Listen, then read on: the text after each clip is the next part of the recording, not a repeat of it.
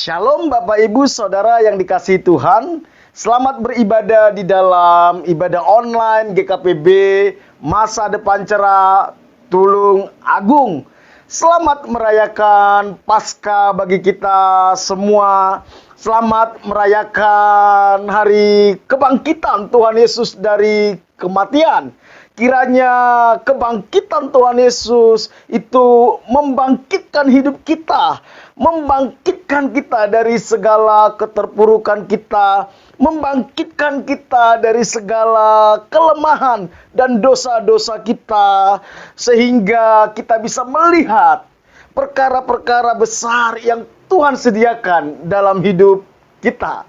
Sebelum kita memulai ibadah Minggu pada hari ini, ibadah Paskah kita pada hari ini, saya mau mengajak kita meneduhkan hati kita, mengarahkan hati dan pikiran kita hanya menyembah Tuhan.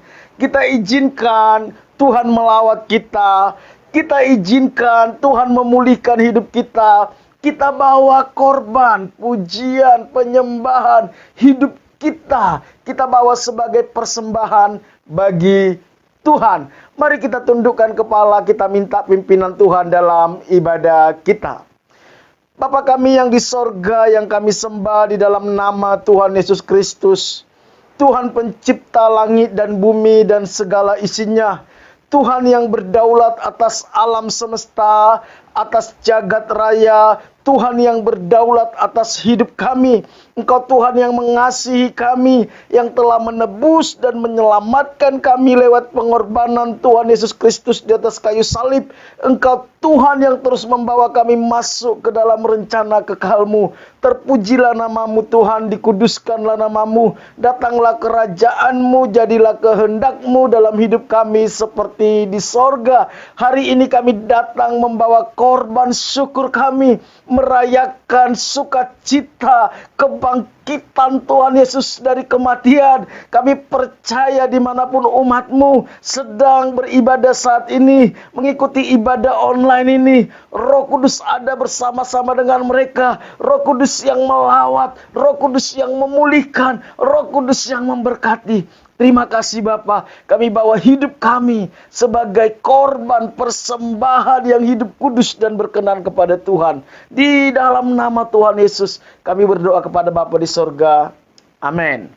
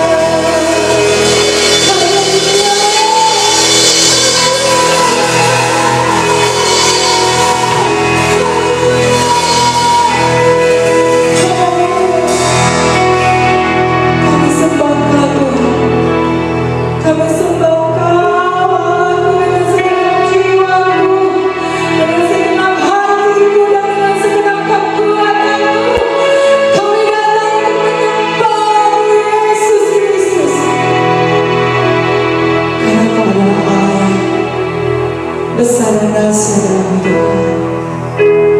Makasih Tuhan.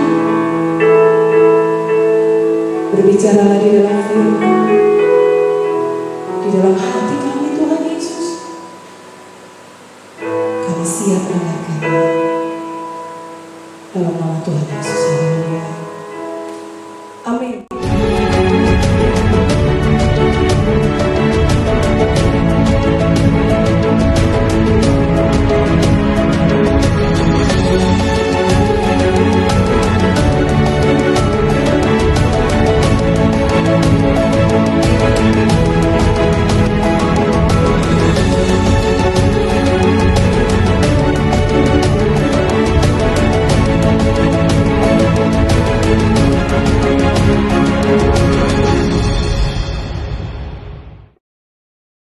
Bapak, Ibu, Saudara yang dikasihi Tuhan, tema renungan kita pada hari ini adalah Morning has broken atau Fajar telah menyingsing.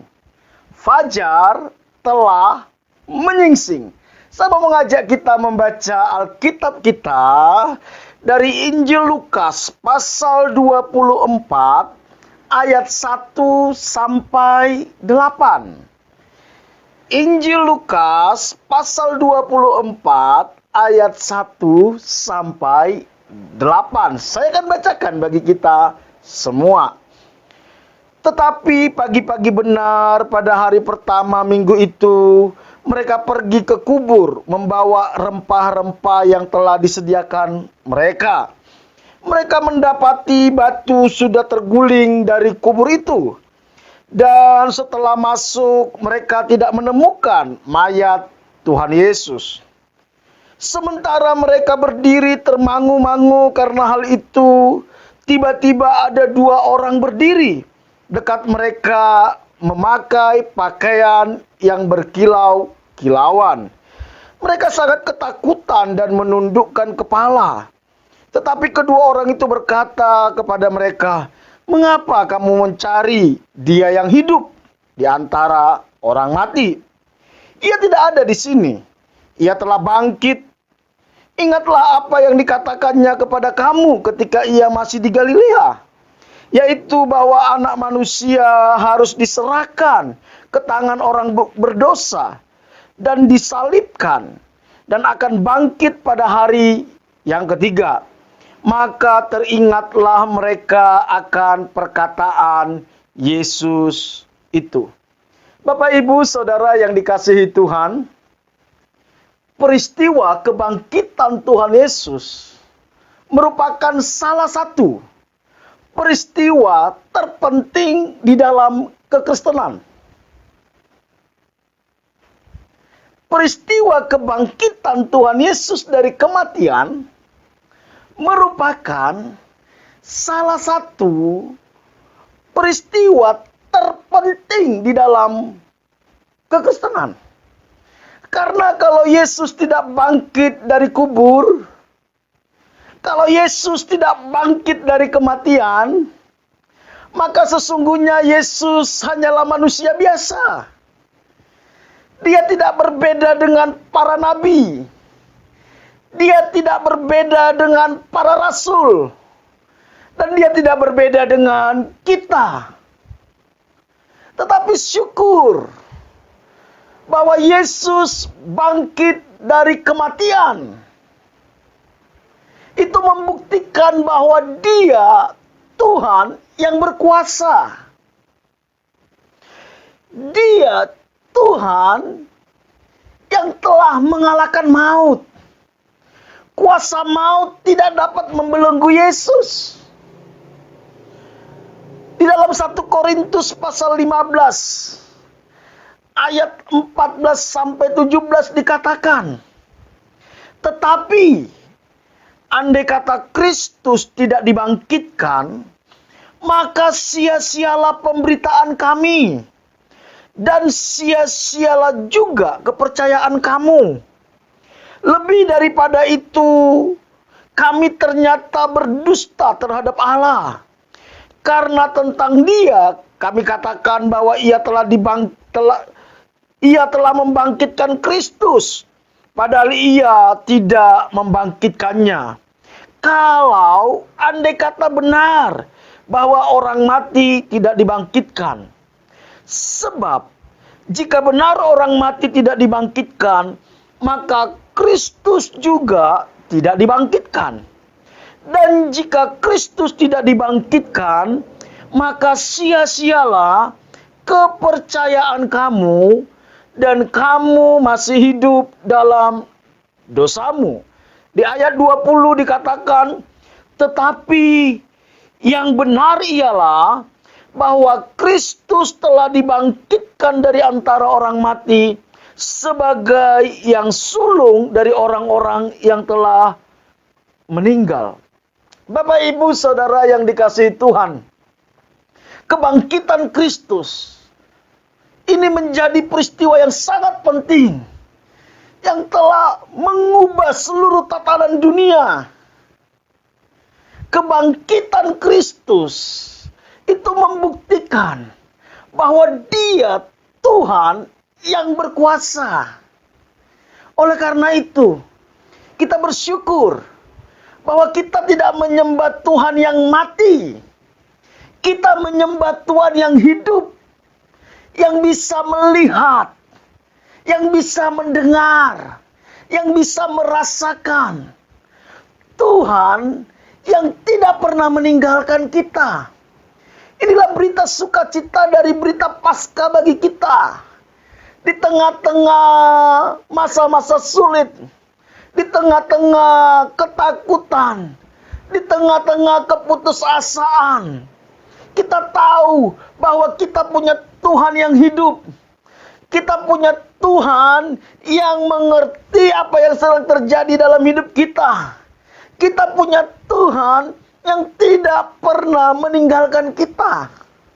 Bapak, Ibu, Saudara yang dikasihi Tuhan, dari pembacaan kita Injil Lukas yang sudah kita baca tadi, pasal 24 ayat 1 sampai 8, saya temukan minimal ada 3 berita penting di dalam Paskah ini.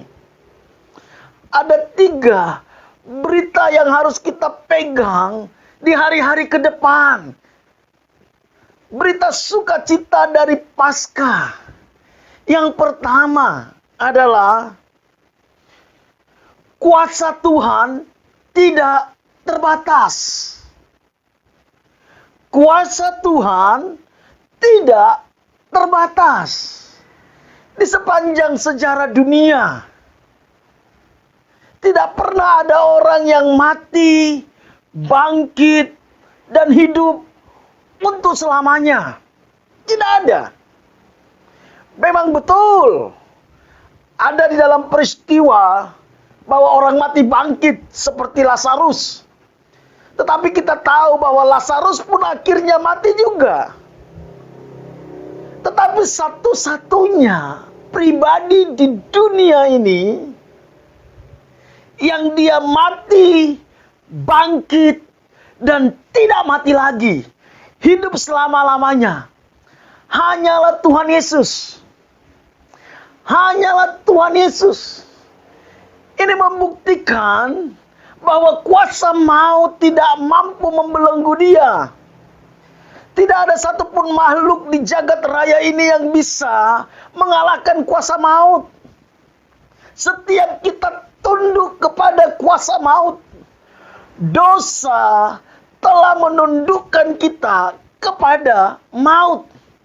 Tetapi syukur bagi Tuhan, Yesus telah mengalahkan kuasa maut. Kuasa kematian dia sudah kalahkan. Bapak, Ibu, Saudara yang dikasihi Tuhan, kalau kuasa kematian, kalau kuasa maut Tuhan sudah kalahkan, saya percaya semua pergumulan kita, semua masalah kita, semua ketakutan kita, semua sakit penyakit kita, Tuhan sanggup kalahkan. Tuhan sanggup selesaikan. Masalahnya, maukah kita percaya kepada Dia? Maukah kita mempercayakan hidup kita kepada Tuhan? Maukah kita mengalami kuasa kebangkitan Tuhan? Seperti yang dikatakan oleh Rasul Paulus, yang ku kehendaki adalah mengenal Dia dan kuasa kebangkitannya dan bersekutu dengan kematiannya. Bapak, Ibu, Saudaraku yang dikasihi Tuhan, berita penting pertama di hari Paskah ini adalah bahwa kuasa Tuhan tidak terbatas. Tidak terbatas. Jangan ragukan kuasa Tuhan. Jangan ragukan. Andalkan Tuhan di dalam setiap pergumulan hidup kita. Izinkan Tuhan bekerja dalam hidup kita. Izinkan Tuhan menyatakan mujizatnya dalam hidup kita. Dengan cara apa? Kita percayakan hidup kita kepada Tuhan. Karena hanya Dia satu-satunya pribadi yang berkuasa. Pesan pertama yang bisa kita pelajari dari peristiwa kebangkitan Tuhan Yesus adalah kuasa Tuhan tidak terbatas. Kalau maut Dia bisa kalahkan, kuasa dosa Dia bisa kalahkan, maka semua pergumulan kita, semua kesulitan kita, Tuhan sanggup menyelesaikannya. Asal kita mau percaya dan taat kepada Tuhan. Yang kedua, yang bisa kita pelajari dari pesan kebangkitan Tuhan Yesus adalah firman Tuhan dapat diandalkan. Firman Tuhan dapat diandalkan. Sebelum Tuhan Yesus disalibkan, sebelum Tuhan Yesus mati dan dikuburkan, Tuhan Yesus sudah berpesan kepada murid-muridnya bahwa anak manusia akan dianiaya, akan dibunuh, akan mati dan bangkit. Itu janji Tuhan. Memang saat pesan itu disampaikan, murid-murid belum mengerti. Sehingga ketika Yesus ditangkap dan disalibkan, mereka ketakutan. Oleh karena itu, malaikat Tuhan mengingatkan mereka kembali bahwa ada janji Tuhan. Janji di mana janji itu mustahil dilakukan oleh manusia siapapun kecuali hanya Dia. Yaitu bangkit dari kematian. Janji yang tidak mungkin bisa dilakukan oleh siapapun juga, kecuali Tuhan Yesus yang bisa menggenapinya. Oleh karena itu, ketika murid-murid datang melihat kubur Tuhan Yesus, malaikat Tuhan mengingatkan janji itu kembali. Di dalam Lukas pasal 24 ayat 4-7 yang sudah kita baca tadi, dikatakan, sementara mereka berdiri termangu-mangu karena hal itu, tiba-tiba ada 2 orang berdiri dekat mereka memakai pakaian yang berkilau-kilauan atau malaikat, saudara. Mereka sangat ketakutan dan menundukkan kepala. Tetapi kedua orang itu berkata kepada mereka, mengapa kamu mencari Dia yang hidup di antara orang mati? Ia tidak ada di sini. Ia telah bangkit. Ingatlah, katanya. Ingatlah apa yang dikatakannya kepada kamu ketika Ia masih di Galilea. Yaitu bahwa anak manusia harus diserahkan ke tangan orang-orang berdosa dan disalibkan dan akan bangkit pada hari ketiga. Tuhan Yesus sudah berjanji bahwa Dia akan mati. Tapi Dia bilang, aku akan bangkit. Dan dia buktikan dan dia genapi janjinya. Bapak, Ibu, Saudara yang dikasihi Tuhan. Mungkin seringkali orang berjanji kepada kita, mereka nggak genapi. Bisa karena mereka tidak ingin menggenapi, atau mereka tidak mampu menggenapinya. Mungkin ada banyak orang yang berjanji kepada kita. Tetapi janji itu hanyalah tinggal janji. Karena mereka tidak ingin menggenapinya, atau tidak mampu menggenapi. Tetapi berbeda dengan Tuhan Yesus. Janji yang sangat sulit pun, yaitu bangkit dari kematian, dia ingin genapi, dan dia sanggup untuk menggenapi. Bapak Ibu yang dikasihi Tuhan, Alkitab, firman Tuhan, itu berisi tentang janji-janji Tuhan.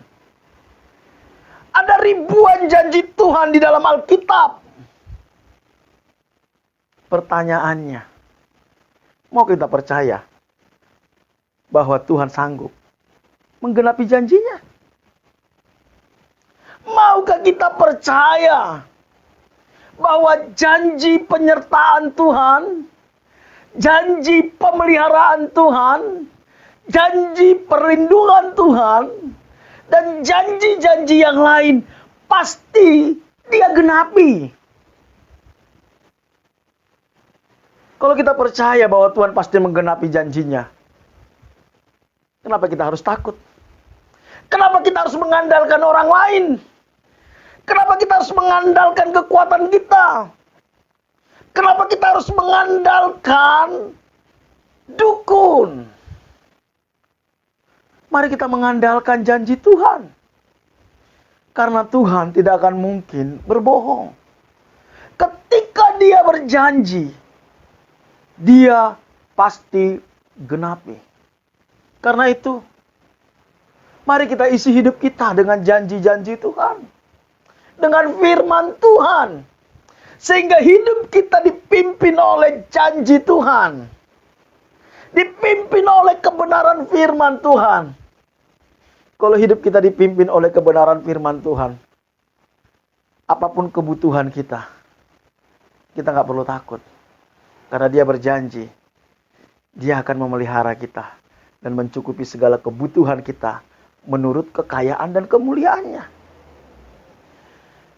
Kalau hidup kita diisi oleh firman Tuhan, sakit penyakit apapun yang Tuhan izinkan terjadi dalam hidup kita nggak perlu takut. Karena dia berjanji bahwa oleh bilur-bilurnya kamu sudah sembuh. Kalau hidup kita dipimpin oleh janji Tuhan, ketika kita mengalami kekacauan, dihianati, ketika kita ditinggal, ketika kita dikecewakan, kita nggak perlu takut. Karena dia berjanji, aku menyertai engkau senantiasa. Damai sejahtera-Ku kuberikan kepadamu. Damai sejahtera yang kuberikan kepadamu tidak sama dengan damai sejahtera yang diberikan oleh dunia, kata Tuhan. Karena itu, jangan izinkan kondisi di sekitar kita mengendalikan hidup kita.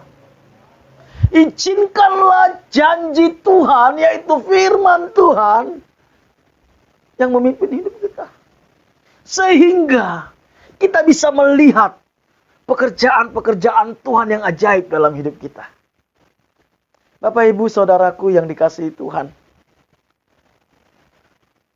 Pesan Paskah bagi kita. Yang pertama, kuasa Tuhan tidak terbatas. Jangan batasi kuasa Tuhan dengan pikiran kita, dengan logika kita, dengan pengalaman kita. Dia sanggup melakukan apa saja, kapan saja, di mana saja. Dia hanya ingin kita percaya kepada dia. Yang kedua, firman Tuhan atau janji Tuhan dapat diandalkan. Jangan ragukan firman Tuhan. Alkitab katakan, lebih mudah bagi Tuhan menghancurkan bumi ini daripada tidak menggenapi satu iota pun dari firman Tuhan, dari Taurat. Karena itu, mari kita belajar mempercayakan hidup kita kepada janji Tuhan. Kalau kita bisa percaya sama orang tua kita, kalau kita bisa percaya sama teman kita, kalau kita bisa percaya sama pimpinan kita di tempat pekerjaan, harusnya kita bisa lebih percaya kepada Tuhan. Karena Dia berkuasa menggenapi janjinya. Dan Dia setia kepada janjinya. Yang ketiga, yang terakhir adalah kasih Tuhan menjamin masa depan kita. Kasih Tuhan menjamin masa depan kita. Di dalam Lukas pasal 24 ayat 7 tadi dikatakan, yaitu bahwa anak manusia harus diserahkan ke tangan orang-orang berdosa dan disalibkan dan akan bangkit pada hari yang ketiga. 2000 tahun yang lalu Tuhan sudah menyatakan kasih-Nya. Dia turun dari sorga menjadi manusia. Dia hidup sebagai manusia biasa seperti kita. Turut menderita. Dihina, dicaci, dimaki. Bahkan kematiannya sebagai orang terkutuk. Dia disalibkan demi menebus kita. Dia mati tersalib demi kasih-Nya kepada kita. Bapak, Ibu, Saudara yang dikasihi Tuhan. Kiranya kasih Tuhan inilah yang menjadi jaminan bagi kita di dalam menatap masa depan. Percayalah, tidak ada pribadi di dunia ini yang mengasihi saudara dan saya melebihi Tuhan mengasihi kita. Orang lain mungkin banyak mengasihi kita, tetapi mereka terbatas dalam mengasihi kita. Tetapi Tuhan tidak terbatas. Nyawanya diberikan kepada kita saat kita masih berdosa. Hidupnya Dia berikan kepada kita. Kasih Tuhan ini biarlah menjadi jaminan untuk kita bisa menatap hari esok. Biarlah kita sambut kasih Tuhan ini dengan cara kita mengasihi Tuhan dengan segenap hati, segenap akal budi, segenap kekuatan kita. Tuhan sudah sangat mengasihi kita. Dia berikan nyawanya supaya kita tidak binasa. Supaya kita tidak masuk ke dalam kebinasaan kekal. Tetapi supaya kita menjadi anak-anak Tuhan. Masihkah saudara ragu akan kasih Tuhan dalam hidup kita? Masihkah saudara dan saya ragu untuk mempercayakan masa depan kita kepada Tuhan? Masihkah kurang bukti bahwa Tuhan itu mengasihi kita? Pandang Yesus yang tersalib. Itu sudah cukup bagi kita. Kalaupun saat ini kondisi kita belum berubah, itu tidaklah menyatakan bahwa Tuhan tidak mengasihi kita. Mungkin Tuhan sedang membentuk hidup kita. Mungkin Tuhan sedang mengajarkan sesuatu kepada kita. Mungkin Tuhan ingin membawa kita keluar dari kebiasaan-kebiasaan buruk kita. Mari kita belajar mempercayakan hidup kita ke dalam kasih Tuhan.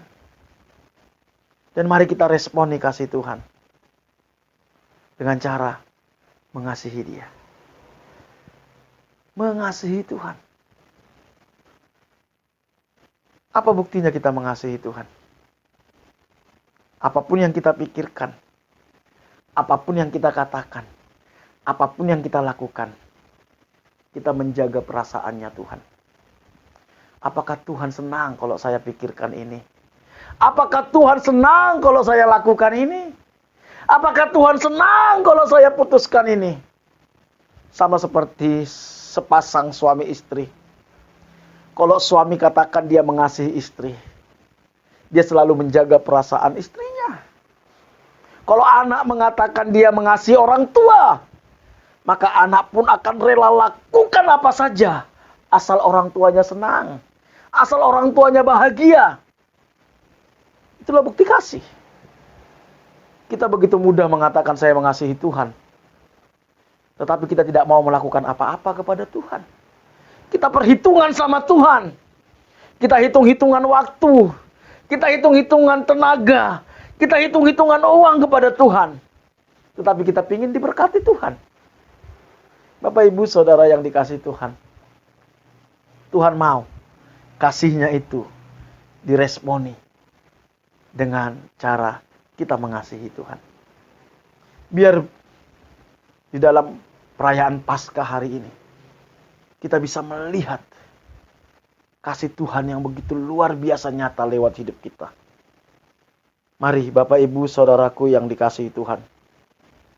Ada 3 pesan Paskah bagi kita pada hari ini. Yang pertama, kuasa Tuhan tidak terbatas. Yang kedua, firman Tuhan atau janji Tuhan dapat diandalkan. Andalkan janji Tuhan. Yang terakhir, saudara, kasih Tuhan menjamin masa depan kita. Menjamin masa depan kita. Jangan takut akan masa depan kita. Firman Tuhan katakan, aku ini mengetahui rancangan apa yang ada padaku mengenai engkau. Bukan rancangan kecelakaan, tetapi rancangan damai sejahtera yang memberikan masa depan yang penuh pengharapan. Yeremia 29 ayat 11. Maukah kita mempercayakan masa depan kita hanya kepada Tuhan? Yang sudah menebus hidup kita.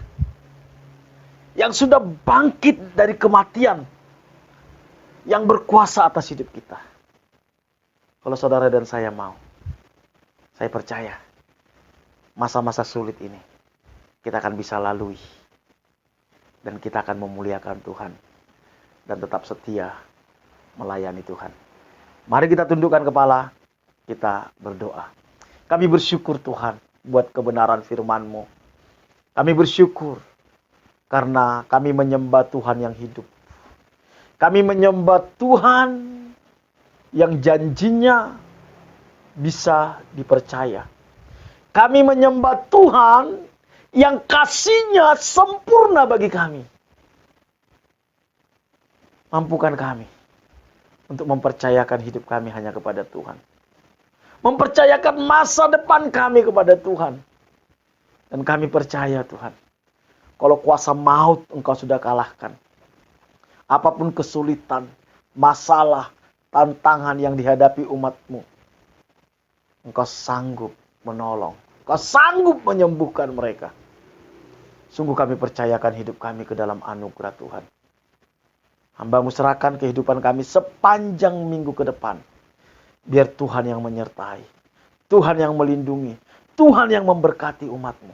Berkati setiap rumah tangga. Hubungan suami istri, orang tua dengan anak, sesama saudara. Kasih dan kebenaran-Mu yang memerintah dalam setiap rumah tangga.